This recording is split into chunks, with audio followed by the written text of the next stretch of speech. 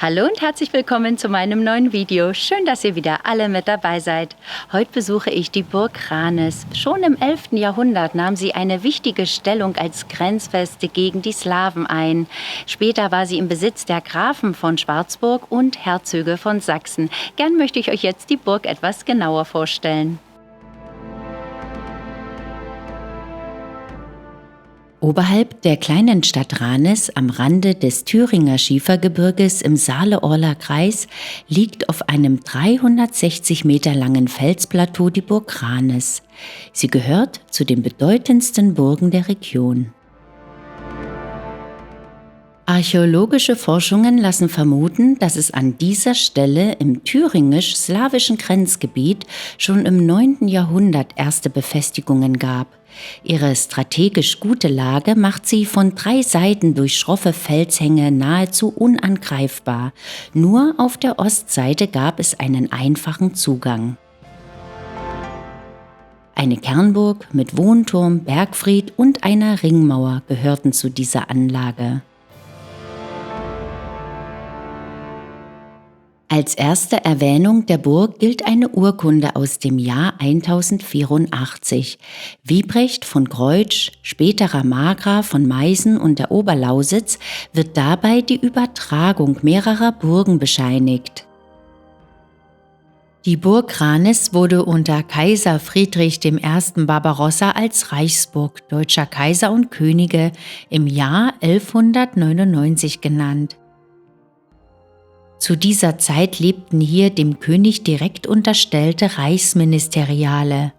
Schon im Jahr 1208 an diese verpfändet, wurden im Jahr 1220 die Grafen von Schwarzburg von Kaiser Friedrich II. Mit der Burg belehnt. Unter diesem Grafengeschlecht wurde die Burg wesentlich vergrößert. Ranis wurde das Stadtrecht verliehen. Die älteste Erwähnung als Stadt stammt aus dem Jahr 1381. 1342 hielt Graf Günther XXI., Herzog Albrecht von Mecklenburg und sein Gefolge fast ein halbes Jahr auf Ranis gefangen. Vorher, 1341, unternahm Albrecht eine Reise zum Kaiser Ludwig IV., dem Bayer, auf welcher er im Thüringer Walde von dem Grafen, anscheinend wegen einer Schuldforderung, die dieser an Albrechts Vater Heinrich hatte, gefangen und auf die Burg Ranis gebracht wurde. Erst am 25. Mai 1342 erhielt er auf Drängen des Kaisers seine Freiheit wieder.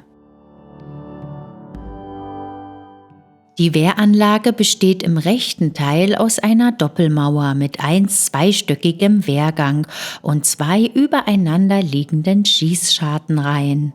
6 Scharten sind erhalten geblieben. Über den Graben führt die Zugbrücke zum Tor, das nach der Schaffung des festen Fahrweges ein Flügeltor besaß. Der obere Teil des Tores mit den Scharten ist bei einer Instandsetzung im 19. Jahrhundert aufgesetzt worden. Die Pforte neben dem Tor ist erst um 1930 durchbrochen worden für den Fußweg. Das verwendete Rundbogengewände entstammt einem alten Wirtschaftsgebäude. Hier stand die Behausung des Torwärters. Die zweigeschossige Wehranlage mit Schießscharten ist noch gut zu erkennen, wie der Rest des einst tieferen Grabens.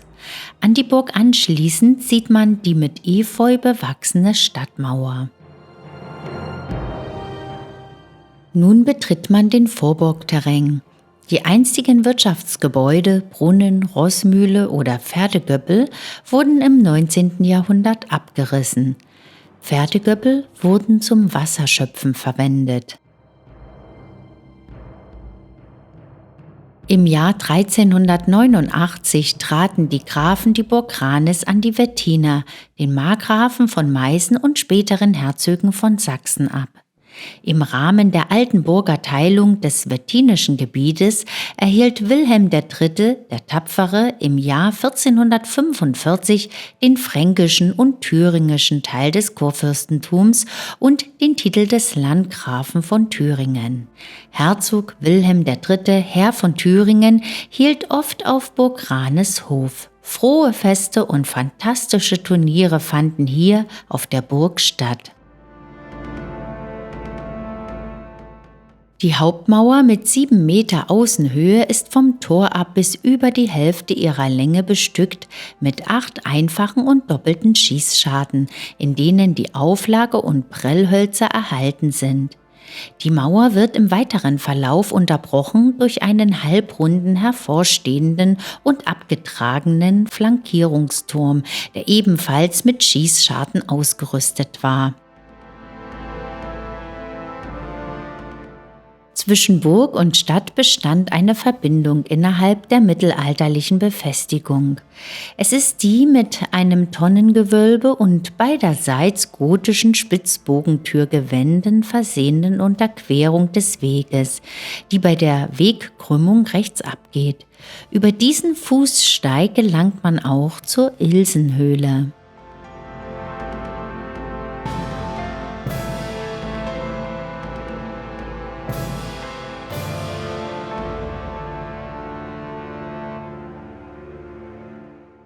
Herzog Wilhelm III. Von Sachsen war zunächst mit Anna von Österreich verheiratet.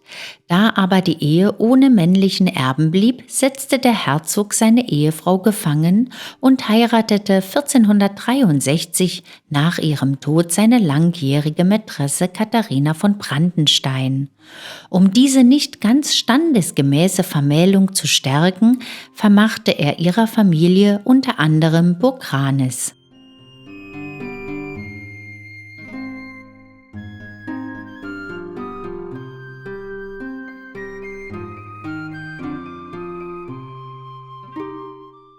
Die Familie von Brandenstein betrieb vor allem den Ausbau des Torhauses als Wohnsitz voran. 1571 wurde die Anlage aufgrund hoher Schulden an Melchior von Breitenbauch verkauft.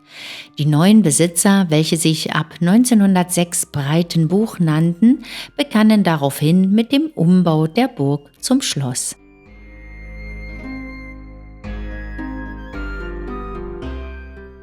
1612 wurde ein jahrelanger Streit zwischen dem von Breitenbauch und denen von Brandenstein um die Benutzung des Turmkerkers zugunsten des Ersteren gerichtlich beigelegt. 1640 befand sich ein großes Heerlager bei Saalfeld. In weitem Umkreis wurde die Bevölkerung schwer drangsaliert und total ausgeplündert. Häuserdächer in Ranis wurden in Brand gestoßen.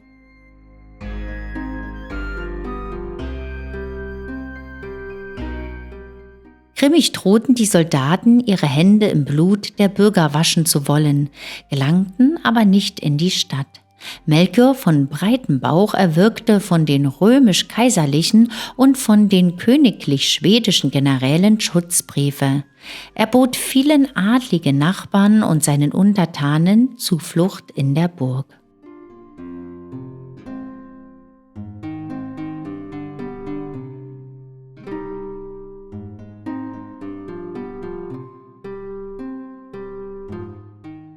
Dieser Gebäudekomplex entstand in mehreren Bauperioden.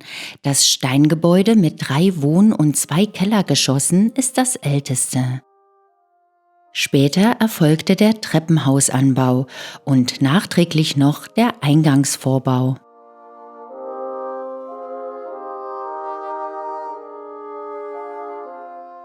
Hier sieht man die Kemenate mit gotischen Kreuzgewölben und einen über 100 Jahre jüngeren Renaissancegiebel. Im 2. Stock befindet sich eine Burgküche mit einem Herd. Der Hungerturm und die Burgküche können zurzeit nicht besichtigt werden, da dieses Gebäude saniert und restauriert wird. Der Hungerturm hat ein 9 Meter tiefes Verlies. Das Tor wurde in mehreren Bauperioden überbaut. 1542 wurde der letzte Gebäudeteil eingefügt. 1646 brannte ein Großfeuer die Gebäude um den Hinterhof der Burg vollständig aus. Der Wiederaufbau mit baulichen Veränderungen war nach 2 Jahren abgeschlossen. 1705 verlor die Burg ihren militärischen Charakter. Die Geschütze wurden eingeschmolzen. 1815 wurden Stadt und Burg Ranis preußisch. Im 19. Jahrhundert kamen Innenausstattungen im Stil des Historismus hinzu. Schließlich 1942 musste Dietrich von Breitenbauch die Anlage an das Deutsche Rote Kreuz verkaufen.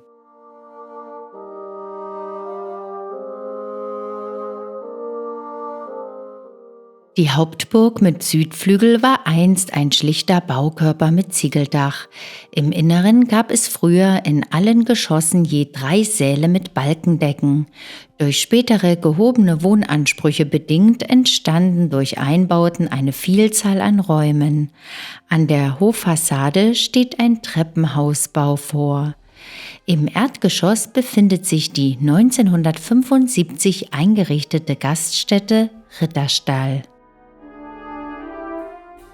Der Querflügel hat zum Teil gotische Kreuzgewölbe. Wie am Südflügel stammen die Dachausbauten mit den Ziergiebeln aus dem 16. und 17. Jahrhundert. Über dem Durchgang ist das Familienwappen von Breitenbuch mit der Jahreszahl des Burgerwerbs und Namen des letzten Besitzers des Adelsgeschlechts zu sehen. Hier sieht man die Terrasse im großen Burghof, entstanden durch Bauschuttablagerungen von Abrissgebäuden. Dahinter befindet sich der Nordflügel. Er beherbergte früher die Wagenremise.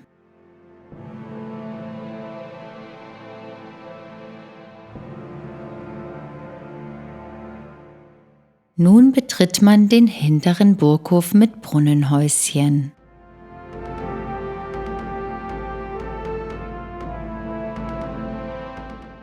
Die Fenstergewände am Westflügel an der Hoffassade stammen aus der Zeit vor dem Brand von 1646. Der Nordflügel beherbergte einst Rittersäle und Rüstkammer. Nach dem Brand von 1646 wurde er um ein Stockwerk abgetragen und lange Zeit als Scheune genutzt.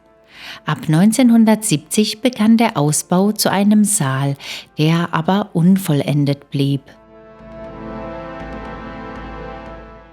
Der Bergfried stand in der Frühzeit der Burg frei. Aus der Turmstube bietet sich ein großartiger Ausblick.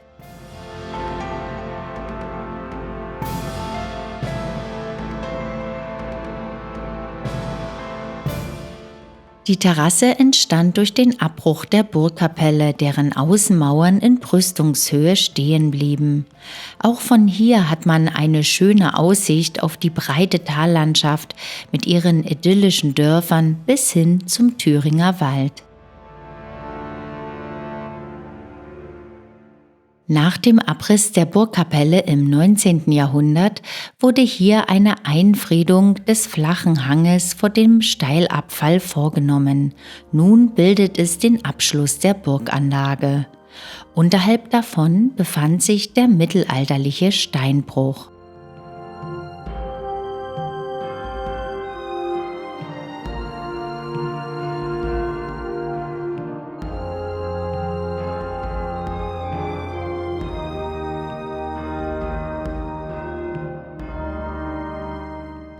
Der Burgbesitz der Brandensteiner endete 1571 mit dem Konkurs, der sie zwang, 3 Teile von Ranis sowie den alten Besitz mit dem Schloss Brandenstein zu veräußern. Käufer wurde für die Summe von 40.300 Gulden Ritter Melchior von Breitenbauch.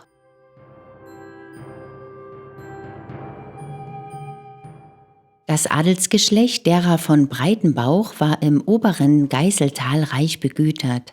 1571 dehnte Melchior seine Besitztümer durch den Kauf der Burgen und Güter Ranis und Brandenstein auf Thüringen aus und ließ sich hier nieder. In den beiden voneinander entfernten gelegenen Gebieten Ranis und Brandenstein bildeten sich in der Folgezeit zwei Linien dieses Adelsgeschlechts heraus. Melchior von Breitenbauch, geboren um 1550 und verstorben 1593, ist in Ritterrüstung mit Schwert dargestellt. Er hat als Offizier im Leibregiment des sächsischen Kurfürsten Moritz an 14 Feldzügen teilgenommen.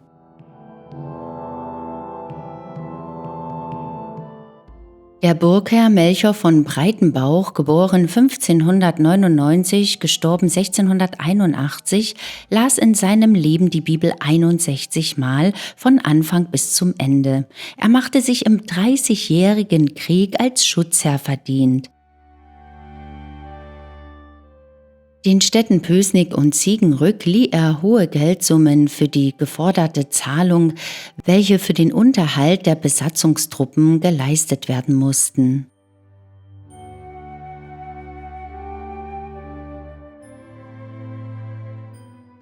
Melchior Damm von Breitenbauch, geboren 1666 und verstorben 1697, war Burgherr und Mitbesitzer der Burg Ranis.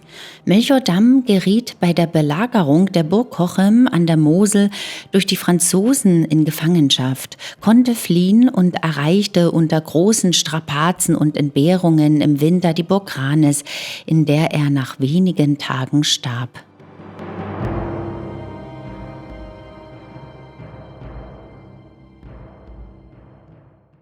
Im Museumsarchiv befinden sich eine Anzahl Fronregister, in denen namentlich die den Burgherren zu Frone und zu Abgaben verpflichteten Einwohner aus den zur Herrschaft Ranis gehörenden Orten enthalten sind. Ein Register aus dem Jahr 1767 ist ausgestellt. Darin sind 140 Bauern und Häusler aus 18 Dörfern und 63 Bürger aus Ranis verzeichnet. Je nach Grundbesitz werden Frondienst mit Pferden, Handfronarbeit, Geldzahlungen als Erbzins und Naturalienabgaben in Getreide, Erbsen, Hühnern, Gänsen, Eiern, Honig in unterschiedlicher Höhe bzw. Menge gefordert.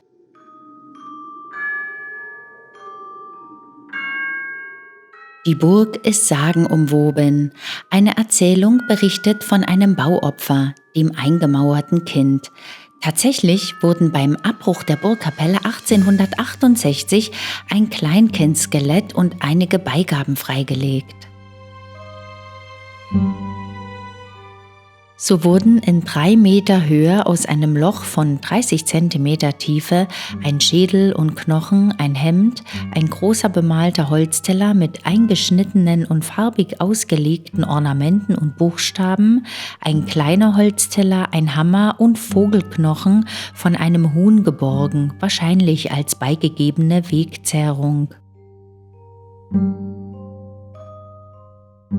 Die Sage, die erstmals 1855 aufgezeichnet wurde, berichtet, dass beim Bau der Burg ein Kind lebend eingemauert worden sei, zum Schutz der Gemäuer und seiner Bewohner vor Feinden und allem Ungemach. Nach Dietrich von Breitenbauch soll es sich um das Skelett eines 4 bis 6 Monate alten Kindes gehandelt haben. Die Gegenstände und das Hemd wurden dem 14. Jahrhundert zugewiesen und sind seit 1945 verschollen. Das Skelett ging schon früher verloren, ohne vorher wissenschaftlich bestimmt worden zu sein.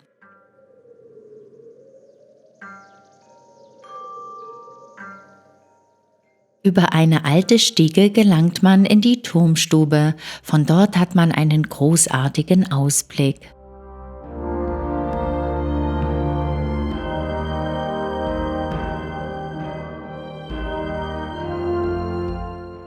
Der Bergfried, 38 Meter hoch, ist das älteste Gebäude auf dem Burgareal. Die unteren 4 Geschosse wurden um 1200 erbaut. Die oberen 3 Geschosse kamen im 14. Jahrhundert dazu. Der Bergfried ist ein Wehrturm. Er diente als Schutzbau, Beobachtungsturm, Zufluchtsort und war nicht bewohnt.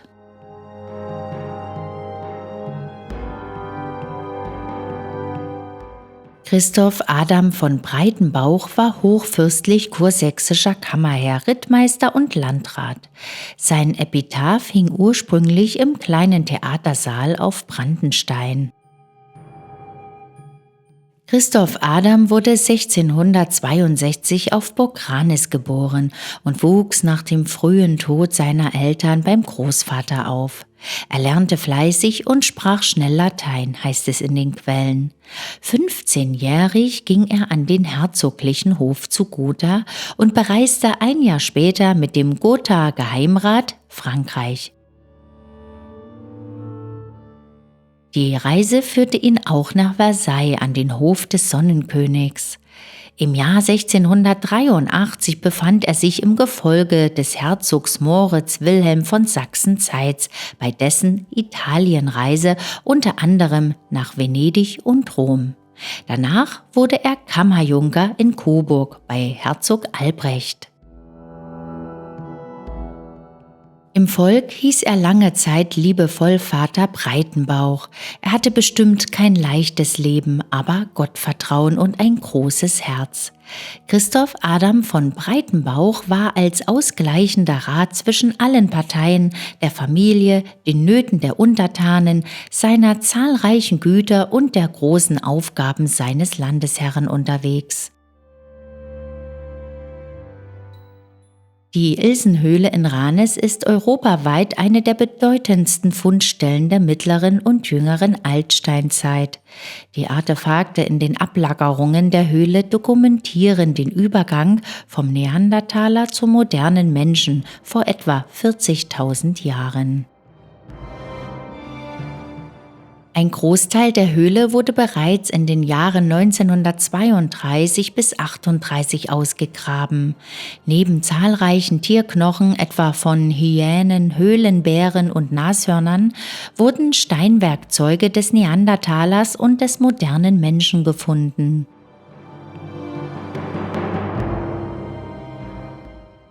Die Ilsenhöhle ist in der Forschung vor allem für die beidseitig bearbeiteten Feuersteinspitzen berühmt. Diese sogenannten Blattspitzen waren höchstwahrscheinlich Jagdwaffen des Neandertalers und haben einer ganzen Kultgruppe, den Blattspitzengruppen, ihren Namen gegeben.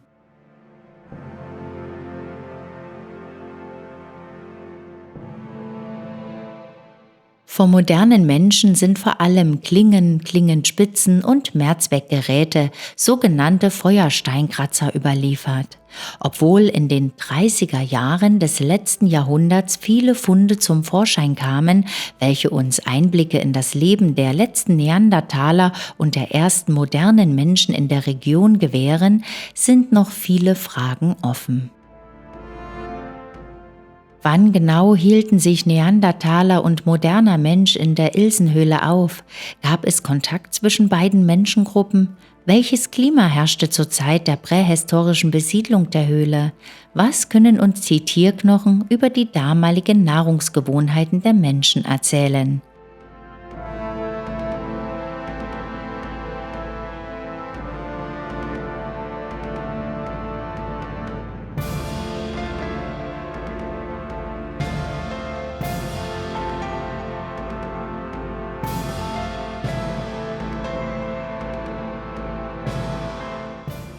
Nun möchte ich mich ganz herzlich von euch verabschieden. Ihr habt viel über die Geschichte der Burg Ranis erfahren. Hat euch dieses Video gefallen, dann würde ich mich wieder sehr über einen Daumen hoch freuen. Und wollt ihr nie wieder ein wunderschönes Schlösser- und Burgenvideo verpassen, dann abonniert am besten gleich den Kanal. Ich sag dann schon einmal Tschüss und auf Wiedersehen. Bis zum nächsten Mal. Tschüss!